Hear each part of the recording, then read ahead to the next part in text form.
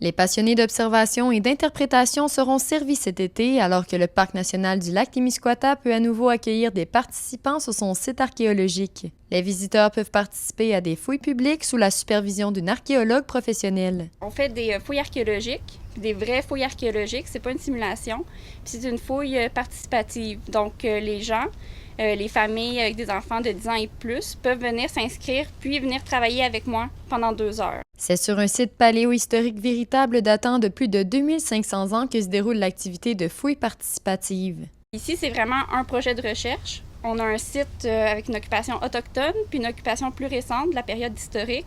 Puis les gens m'accompagnent là, dans le travail d'archéologue, puis font toutes les tâches que moi je fais dans ma vie quotidienne d'habitude. Ici, on fait des fouilles publiques depuis environ 2013-2014. Puis on est au Jardin des Mémoires, ici sur le site en soi, depuis environ 5 ans. Il y a des fouilles du mardi jusqu'au samedi. Puis sinon, on a des campeurs qui viennent pour passer plus de temps au parc, faire plein d'autres activités. Là, on a une dizaine d'activités qui sont offertes en ce moment. Il y a les fouilles participatives. On a aussi une visite du Jardin des Mémoires, qui est l'endroit où est-ce que je me trouve aujourd'hui.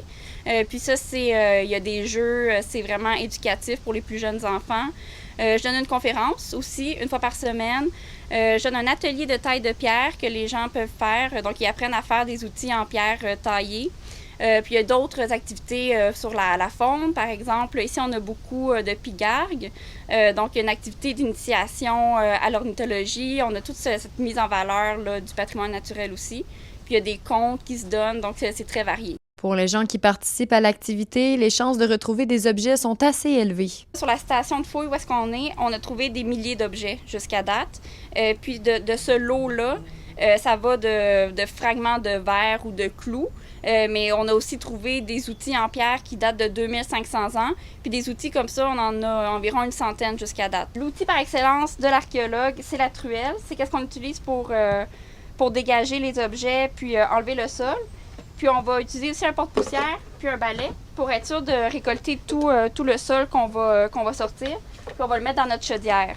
Ensuite, on va tamiser tout le sol qu'on sort pour être sûr de ramasser même les plus petits objets qu'on pourrait ne pas voir à l'œil nu quand on travaille. Je peux enregistrer des données en prenant beaucoup de photos, en prenant des mesures des structures qu'on peut trouver. Je vais aussi prendre des élévations pour savoir à quelle profondeur les objets ont été trouvés. L'expression « la patience est une vertu » prend tout son sens en archéologie. Il faut être quand même un peu patient quand on fait de l'archéologie. C'est sûr qu'il faut aimer découvrir des choses, mais ça, je pense que c'est assez facile. Puis sinon, on recommande que ce soit vraiment des enfants de 10 ans et plus et des familles qui viennent, parce que ça prend quand même un petit peu de force, là, des fois, pour fouiller. C'est des groupes de 4 personnes qui peuvent venir. Souvent, on recommande que ce soit des enfants accompagnés avec des adultes ou juste des groupes d'adultes qui viennent, là, mais 4 personnes au maximum.